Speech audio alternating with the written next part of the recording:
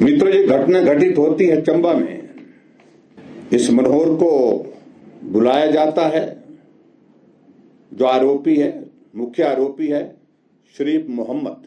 और इस आरोपी के बारे में यह भी कहा गया है कि जब नोटबंदी का दौर था तो इसने लगभग 95 लाख रुपए की पैसे जो है वो बैंक में एक्सचेंज करवाए थे, ऑफिस जो ट्रांजैक्शन है। और मैं समझता हूं ये सामान्य परिस्थिति नहीं है, ये एक बहुत बड़ा अमाउंट है। वो भी जांच का विषय है। इस पर मुझे लगता है कि और ज्यादा गहराई से जांच करने की आवश्यकता है। और हमें ये भी जानकारी मिल रही है कि उसके अकाउंट में, जो बैंक अकाउंट है, उसमें भी एक साइजेबल अमाउंट है, लगभग 2 करोड़ के लगभग उसमें जो है डिपॉजिट्स है।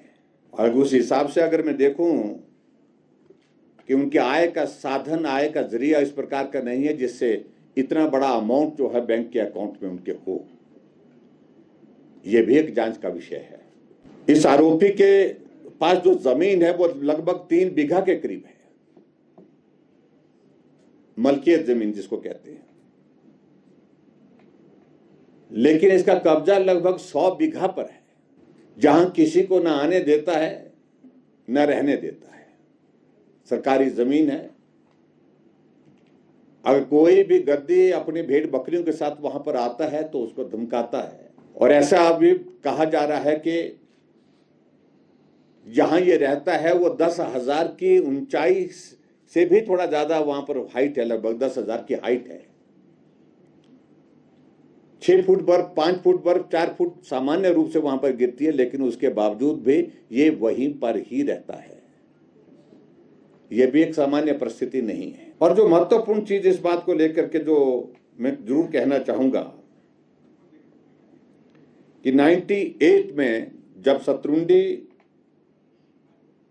हत्याकांड हुआ था, जब आतंकी जम्मू कश्मीर की सीमा से होकर के हिमाचल की सीमा में प्रवेश कर गए थे और उसमें 35 लोगों की हत्या कर दी थी उन्हें।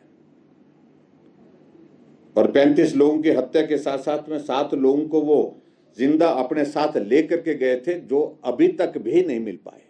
जब जांच की प्रोसेस चली थी तो उस वक्त भी इस आरोपी को उस जांच में शामिल किया गया था। उसकी भी उस वक्त भी उसको बुलाया गया था, जांच के लिए बुलाया गया था।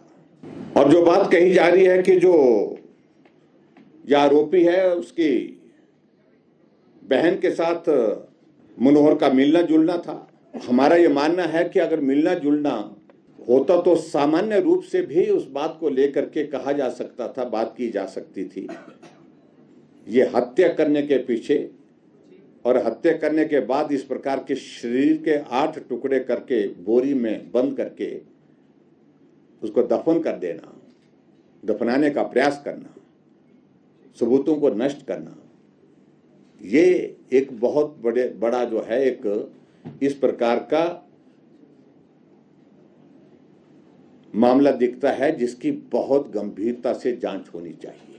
लेकिन हमारा मानना है कि भारतीय जनता पार्टी की ओर से हम इस बात को लेकर के मांग कर रहे हैं कि ये जांच, इसकी जो है वो जांच, जो वर्तमान जो परिस्थिति है उसके तहत एसआईटी कॉन्स्टिट्यूट की गई है, लेकिन हमारा मानना है, हमारा कहना है, ये जांच एनआईए से भी होनी चाहिए। देखिए, मेरा ये मानना है कि जो कुछ हुआ वो बड़ा दुखद था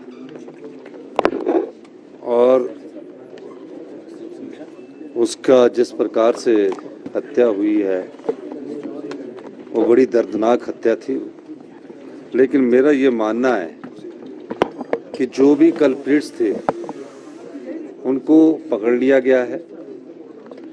और अगर वो विपक्ष के नेता अगर ये समझते हैं कि हमें इसकी जांच एनआईए से करवानी चाहिए, वो हमारे पास रिप्रेजेंटेशन दे, हमें इसमें कोई हर्ज नज़र नहीं आता है अगर वो चाहेंगे।